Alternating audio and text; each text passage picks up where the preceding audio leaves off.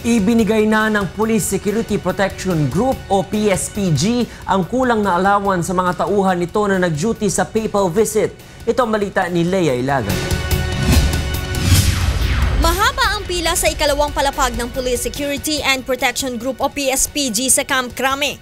Ang mga pulis na nakapila ang kumuha ng kakulangan sa kanilang kabuoang allowance na 2,400 pesos sa 8 araw ng pagbibigay ng seguridad nang bumisita sa bansa si Pope Francis.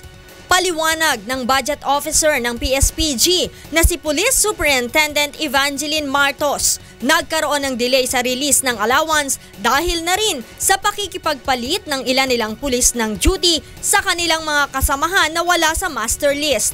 Kasi po ang nangyari, iba yung order, may inisyong order, tapos po, ang nangyari, doon sa order na yon may inugot-ugot, napalit at palitan. That's why, kami rin, hindi na namin alam kung sinong releasean namin. Kaya nag-actual releasing kami. Oo, kaya na-delay lang yung release namin. Ba't nag-initial po kami?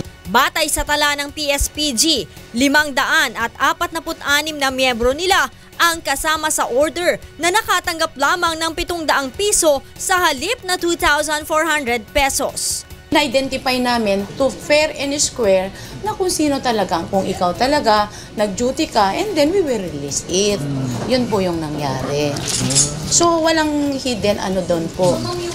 Samantala, una nang sinabi ng pamunuan ng PNP na ibigay man o hindi ang balanse ng allowance ng mga tauhan ng PSPG, tuloy pa rin ang gagawin nilang investigasyon.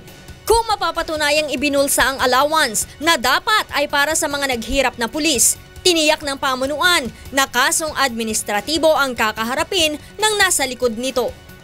Leia Ilagan, UNTV News, Worldwide.